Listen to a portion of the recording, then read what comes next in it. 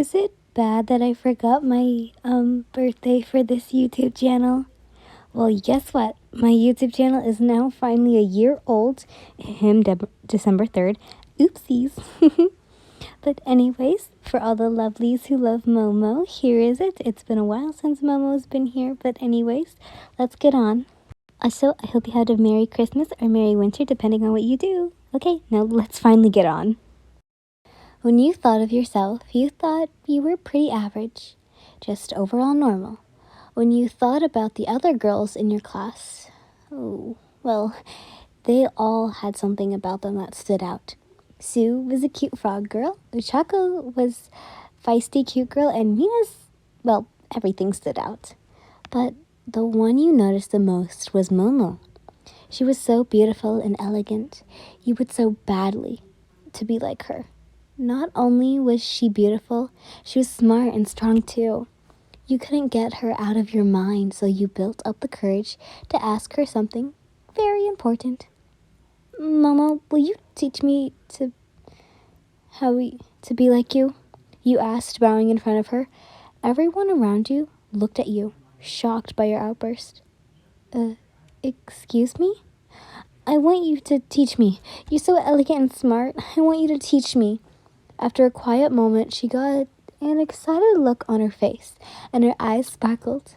Of course, I would love to tutor you in the ways of elegancy. I am thrilled you've come to me. We shall go to my house, and I shall teach you everything you must know, she said excitedly. So, after class ended, she eagerly took you back to her home. When you saw the mansion in front of you, no wonder Momo was the way she was. She was born with it. Whoa, you have such a lovely home, you said meekly. You've never been in such a large house or expensive. Why, thank you. Now, let's start with the lesson. She brought out tea for you and you began to drink, but before you could put your lips to it, a hand stopped you. The first lesson starts with how to drink your tea. You put your pinky out and she nodded. You sipped it and put it back down. She shook her head. This is going to be harder than you thought. Day after day, you and Momo practiced synchronous books on the head and curtsies. Each day you improved little by little, and you two got closer. Slowly, the admiration that you had for her changed into something a little more. Yin, if you don't mind me asking, why did you ask me to teach you? Momo said. Asked. Well, honestly, I'm not average. I'm just average. I'm not beautiful or elegant like you, so I thought if I asked you, I could feel better about myself, you said, not looking at her. What? Of course you're beautiful. Why would you say that? You shrugged and you felt her grab your shoulder. You are beautiful, and I'll show you. She dragged you to her room where she did your makeup and hair. After that, she shoved dresses in your arms. Are you sure they'll fit? You asked behind the screen. Well, you're shorter than me. I can adjust the dress to your measurements. I know you'll look amazing. You could hear her my God, I can't speak. Giggling mess in her voice. You put the dress on and it was loose on you. You stepped out, holding the dress. I told you. Not so fast. She pulled the fabric and clipped it to fit. Once you looked in the mirror, you gasped. Momo really did know how to make anything look beautiful. You were stunning. Momo, I look amazing. You turned to hug her, but you tripped on the hem of the dress. You braced to fall on your face, but it never came. You opened your eyes to see Momo centimeters from your face. You held your breath and stayed like that for what felt like hours. Without thinking, you leaned in and kissed her. You felt her stiffen up and you suddenly pulled away.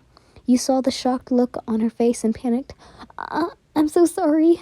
You ran out of her house before she could say anything, as if you couldn't feel more embarrassed. You were wandering the streets in her dress. You sat down on a bench in the park, ready to willow away in your sadness.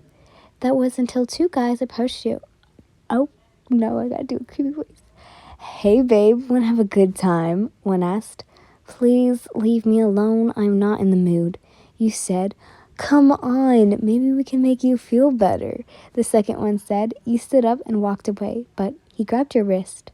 I said, come with us. Let go. You're hurting me, you said, trying to wrench yourself from his grasp. Excuse me. She said no. A familiar voice said. You looked behind them to see Momo.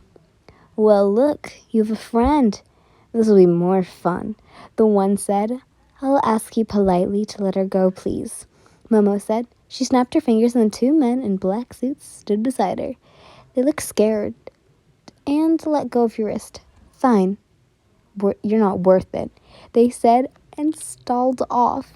I'm sorry, Momo. I just keep messing up. I understand if you don't want to be my friend, you said, looking at the ground. Ian, look at me, she said. I was surprised. I had no idea that you felt that way. And neither did I. Your eyes widened at her comment. You've been my friend for a while, and I haven't even thought about you that way.